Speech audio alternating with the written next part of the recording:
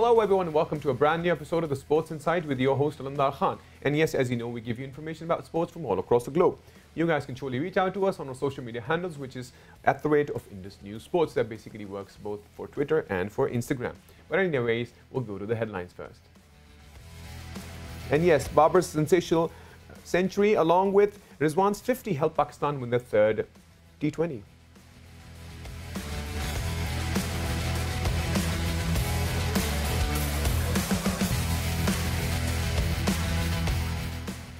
And from the world of Champions League, Manchester City beats Dortmund 2-1 for the quarterfinals.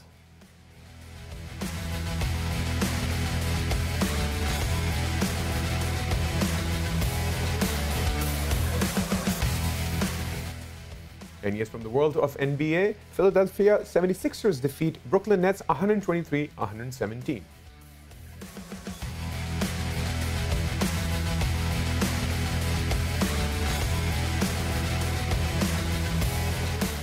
The world of UFC, Dustin Poirier versus Conor McGregor. That is actually confirmed for July 10th.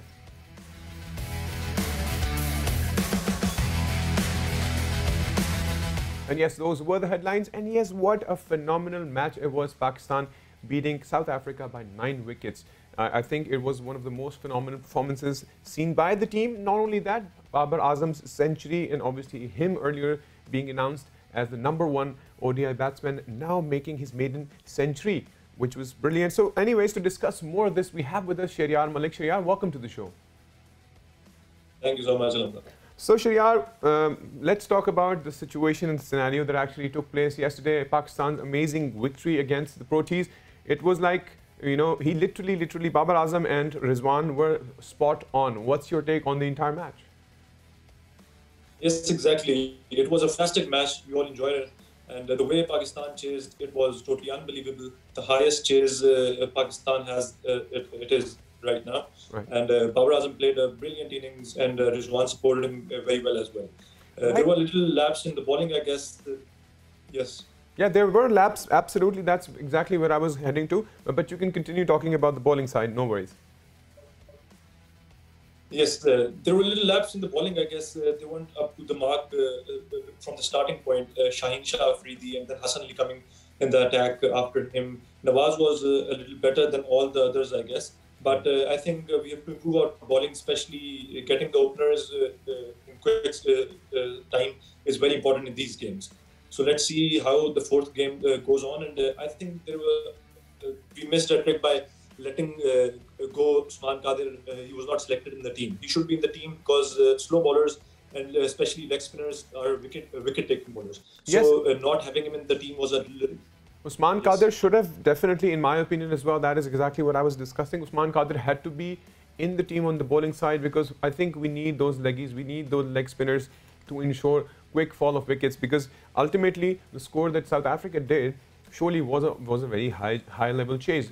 Crossing that 200 mark surely did add a lot of pressure to Team Pakistan. But I think with the phenomena that Babar Azam was in and the form that he was in, even though he did have a bit of injury, if you've noticed, after a few shots, he was still, you know, holding his hand because he had that feeling of pain.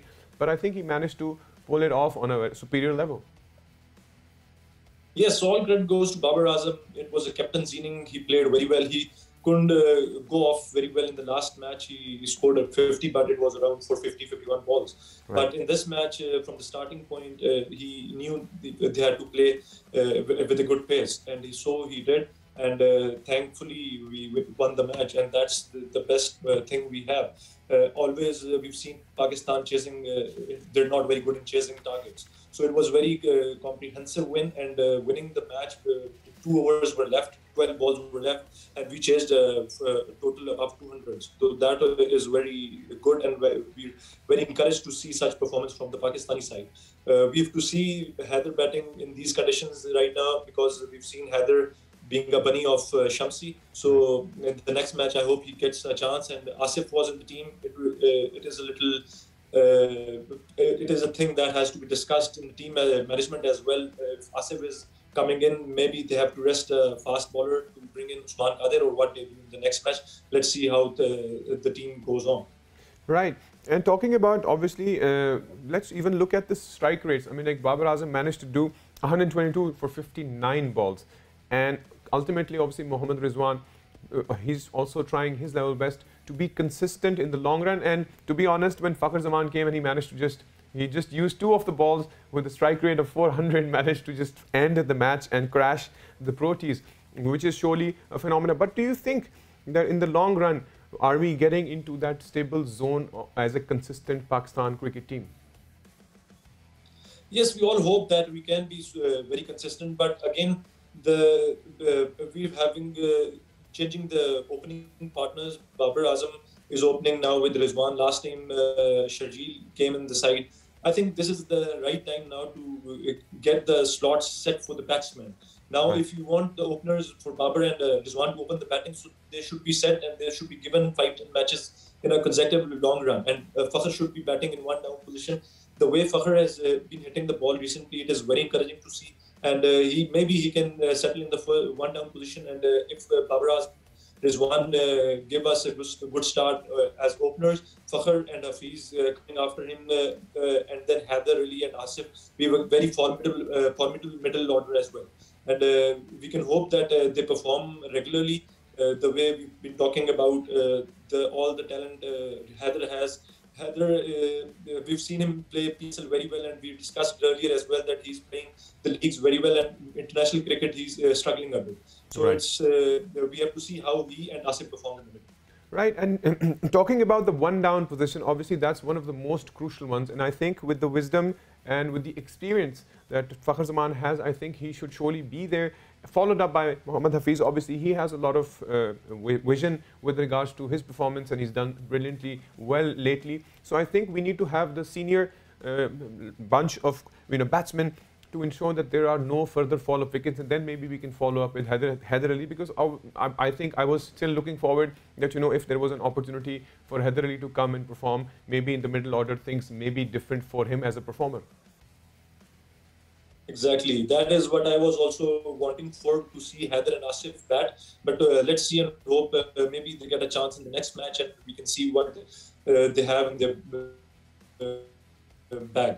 And hopefully perform, so we'll be having a very formidable middle order as well. And now, as you've said, that there is experience in the starting from the openers till 4 number being Fakhar and 1 down, then Hafiz. There's a lot of experience in those players. So if we can have a good settled lower middle order, Asif and Haider Ali, and then Fahim Ashraf coming in, it will be a very good side we can have. Right.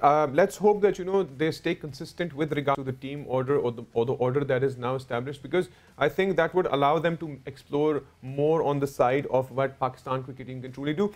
What's your take? Obviously, let's move on to Babar Azam's victory as coming up to ODI's #1 batsman, and that is surely one of the biggest achievements. And he actually took over Virat Kohli's 41-month level. So what's your take, and where do you see Babar Azam as a superstar heading and leading the way? As we all know, he's a superstar in the making. We can compete him in the best 5 batsmen we are having in the world right now.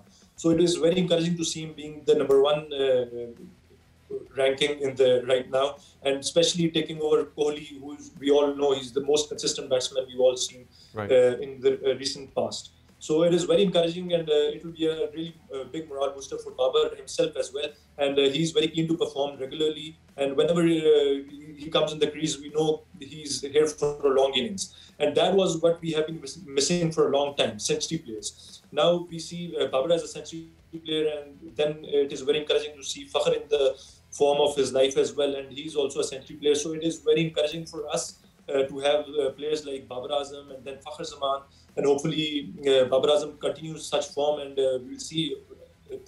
I just want to see him in performing in test matches as well. He himself has said that he wants to be #1 in the test matches as well. That is the side it is lacking a little bit right now, and hopefully soon we'll see him in #1 position in the test soon. Yeah, looking forward for that. And yes, as you discussed, Fakhar Zaman, he is also on the #7 in the top 10 of the ODI batsmen, and I think now is the time for him to evolve even more. Exactly. it is all about consistency, playing consistently, scoring, and whenever your team needs you, stand up and score runs for them. And that too, when Fakhar Zaman is playing, we know he scores at a rapid pace. So that is the most encouraging sign we have. And with players like Fakhar, Babar in the side, we can have a very good team. And our batting unit is very balanced right now. It seems very balanced right now. But there are little... they can improve in the bowling, I guess. Right. Shaheen Shah, we've seen him bowling very regularly from a long time, and we hope that I was talking to you last time as well. Maybe it's time to have some rotation policy for the bowlers. He's a very young bowler. He's the bowler who most overs last year as well, and he's been bowling very consistently. So he needs a little rest, I guess. He should be given rest in the Zimbabwe tour, or maybe 1-2 matches only. Right. And others should be given chance. Maybe 1 or 2 new bowlers coming along with Hassan Ali, Haris Rauf, maybe Dhani gets a chance. And Shaheen should be rested a little bit. He looks a little rusty in this series as well. Right. Well, anyways, Shahryar, thank you so much for being a part of the show and discussing Pakistan versus South Africa and Pakistan cricket team. Thank you once again. So yes, that was Shahryar. He definitely talked about the amazing match that we've been discussing, Pakistan's victory against the Proteas. And yes, Pakistan is now 2-1 on the lead for the T20s, and Pakistan has also won the ODI side 2-1 from the Proteas. But anyways, we'll take a quick break, and once we come back from the break, there is more coming from the world of sports. So see you guys after the break.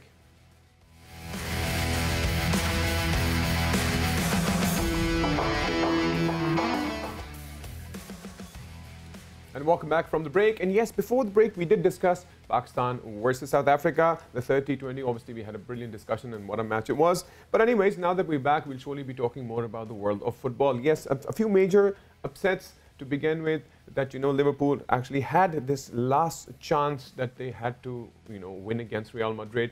Unfortunately, now they're not qualified for the semi-finals of the Champions League, actually. So, but anyways, to discuss more, we have with us Tony, who would surely tell us more about the world of football. Tony, welcome to the show. Thank you. It's a pleasure. Thanks for having me. Pleasure. So, Tony, let's start with yesterday's match. Liverpool unable to pull the strings. They had their last chance to qualify for the semi-finals. What's your take on that? Well, that's the second time in successive years that Liverpool have fallen to Spanish opposition.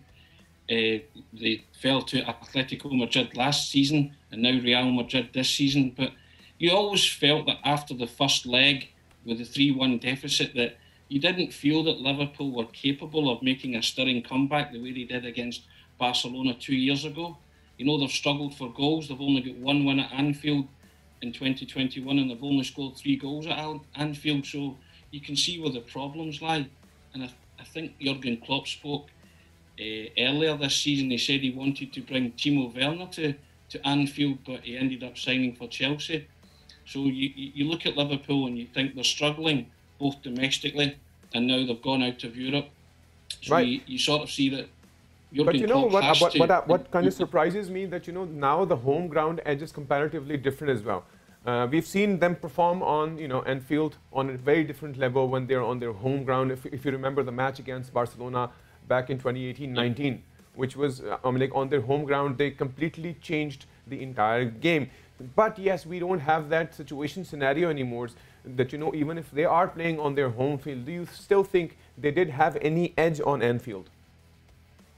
I think they're missing the supporters. A lot of clubs are missing the supporters, but Liverpool in particular are one of those clubs that feed off the supporters being in the ground. And, that was that's been one of the downsides of COVID, with fans not being allowed in to watch the football. And I think that had a big bearing on Liverpool last night. There's no atmosphere. There was nothing to lift Liverpool, despite the fact that they actually played quite well and they spurned a few chances.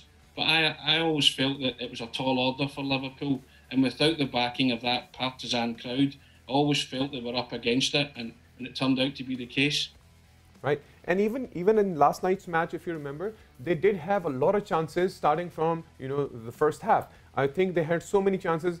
Salah probably did not have that. I don't know. I just couldn't feel that energy level in him or the passion, because everybody was trying. But I think with regards to the possession of the ball, it was pretty much more on the Liverpool side than Real Madrid side. Yeah, I think it's just indicative of the way the season has gone for Liverpool. You know, they're missing key players, and they've failed to come up to scratch in the games where it's mattered most, and this being another one of them. And Salah just seems out of sorts at the minute, alongside other players. And you know, I think Jurgen Klopp's got a lot of thinking to do in the summer to see how we can rejig the team. And he denied that there's a rebuild needed at Liverpool, but I think on last night's showing, whilst they played well, they still need some new talent to come in and help them compete for the big prizes again, because they're now sixth in the English Premier League and struggling to qualify for the Champions League in the first four places. So it would be an achievement if they could actually do that, but it's certainly not like the way Liverpool have been in the past few seasons. Right. And talking about, obviously, all the teams are seriously struggling. Even for this particular match, if you remember, there were two youngsters also added because they wanted to, probably wanted to come up with a strategy that they could actually get hold of that 2-0 victory that would have taken them to the semi-finals.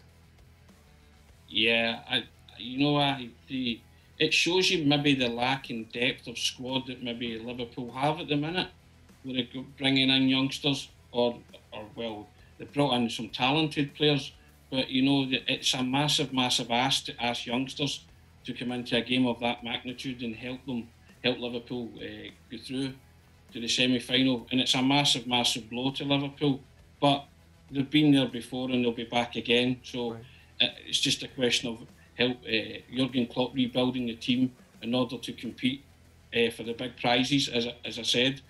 And I think that they'll spend some money in the summer. Right. They'll have to. They definitely have to maybe re-establish themselves and maybe come up with a plan, because obviously a lot of people have stories with regards to Virgil van Dijk not being there. But I think you can't just rely on one or two odd players. But anyways, let's hope for the best for them. We would want to talk about Man City to begin with. Obviously, they also had a victory in the quarterfinals and moved up to the semi-finals. What's your take on the 2-1 against Dortmund? I don't know about you, but I just think it's a joy to watch Manchester City at the minute. They're a real tremendous football team. They're very pleasing on the eye. Right. And in Phil Foden, they have an absolutely superb talent. He scored, 2 goals in both legs, over 2 legs, and he's only 20 years of age, and that was his 6th Champions League goal. You know that? For someone who's 20. Absolutely. One of the youngest, goals. Yes. Yeah, and he's keeping Raheem Sterling out of the side. So if you're forcing Raheem Sterling on the bench at the Etihad, you are a phenomenal talent. And I say Manchester City, it's unbelievable. They're still in the running for 4 trophies at this stage of the season. That's unprecedented. And yeah, it could all go wrong, but at the moment, I think they're justifying their bookies' favouritism tag. Right, but let's hope that, obviously we all see the situation scenario developing super good for Manchester City. And yes, they do have the talents that have actually shaped them to where they are right now. How do you see the semi-finals going ahead? Obviously, there is PSG versus Manchester City and Real Madrid versus Chelsea. That's a fantastic semi-final draw, isn't it? Yep. You've got Pochettino against Pep. I think Pochettino will relish a battle against Pep, and you have the likes of Mbappe and Phil Foden going head-to-head. So that's an intriguing semi-final, and it's the 2 clubs that have spent the most money in recent times. Some people might argue that it's maybe not in keeping with the Champions League or the ethos of the competition, but they are there on merit. They have some tremendous players, and it'll be a brilliant semi-final. I think Chelsea are up against Real Madrid. I just think Real Madrid have a natural knack of winning these big games. They're 13 times winners in their eye and a 14th triumph. You wouldn't bet against Manchester City. You wouldn't bet against Real Madrid doing that. But, I think the purists might want a Real Madrid-Manchester City final. I think I would like to see that, but people would argue, some Chelsea supporters and PSG supporters would argue with that. But that's the final I'm hoping for, because I think that would be a right good match. Right. But talking about, obviously, Manchester City, they surely will be on top with obviously their phenomenal performance so far. And obviously, Real Madrid is a team that is so closely knitted. When we were watching yesterday's match, even though they did not have that possession, but they managed to get the control and ensure that, they do not have a single goal scored by Liverpool. So I think it surely may end up being Real Madrid versus Manchester City. Well, that's the one I'm hoping for. But remember, this is only Manchester City's second Champions League semi-final in their history. They're not used to going this far in this competition. Right. So PSG will have a big say in what happens in the semi-final. In Manchester City, the one thing that's missing, despite all the money that they've spent in assembling a tremendous football team, the one thing that's missing from the cabinet is a Champions League trophy. And the owners will certainly have their eye on that prize. They want that. They want the honour and the prestige that comes along with that. So I think Manchester City really are having a tilt at it this year to see if they can, win their first ever Champions League. Right. But, if we talk about PSG, obviously, too many stars under one roof, in my opinion. That's how I personally see. That's how I personally see PSG. Yeah, I mean, it's hard to keep too many superstars happy, but Pochettino seems to manage it, and they're also another good football team to watch. Kylian Mbappe is just a frightening player. He's absolutely tremendous. He's a world superstar, Kylian Mbappe, and it's always great to watch him in full flow. And I think it's a real intriguing contest. I really do. But ultimately, I think the semi-finals that we're truly going to see are going to be, one next level semi-finals, and after that, obviously, the final is going to be intense. Yeah, I think it's two tremendous matches. You touched upon it there. You and I have a preference. We'd love to see a Real Madrid Manchester City final. What you want and what you get is two different things. But I think they're intriguing semi-finals. Maybe not what people would have thought the teams would be in the semi-finals, but all the teams are there on merit. You can only beat who you're drawn against, and it's now shaped up to be like a brilliant. I mean, can you imagine a Chelsea Man City Champions League final? An all British, an all English final. That would be something as well. I don't think Chelsea or Man City would thank you for that. I don't think they would want that because the familiarity thing, and they maybe not want to lose to one of your Premier League rivals. But ultimately, Tony, looking forward for an interesting semi-final and final. Thank you very much for being a part of the show, Tony. No problem. Thanks a lot for your time. Really appreciate it. Great. So that was Tony. Obviously, he did discuss the world of Champions League. Yes, and we talked about the semi-finals now. The team that are headed to the semi-finals, and that would be super interesting. Real Madrid versus Chelsea and Manchester City versus PSG. But anyways, this was from the world of football. I'll quickly jump over to the world of NBA. Yes, Philadelphia 76ers win against Brooklyn Nets 123-117, which surely is a major upset for Brooklyn Nets. I think Brooklyn Nets is still slightly getting underpowered. It's like their second loss recently. So I think they need to sum up themselves and ensure that they can take over that. But obviously 76ers are like on the top notch when we talk about them. So they easily managed to do so. And Joe Embiid actually added 39 points with 13 rebounds against the Nets. And 76ers moving to the first place in the Eastern Conference because there was a bit of fluctuation, but now they're back on the top. So good luck to them, and I hope the world of NBA evolves more. We'll quickly jump over to the news from the world of UFC. Yes, from the world of UFC, Conor McGregor actually confirms a fight with Dustin Poirier, which is going to happen in Vegas. Dana White confirms the third fight will take place on July 10th. And Poirier actually won their rematch by technical knockout back in January. But anyways, UFC also obviously has been affected because of the COVID-19 situation, and pandemic situation has obviously, because it's an impact sport, so it surely has issues, but they're still trying to revive it. But anyways, let's hope for the best, hope things work well for the world of UFC. Anyways, you guys can surely reach out to us on our social media handles at the rate of Indus News Sports. That works for Twitter and Instagram. Till then, take good care of yourself, and bye-bye.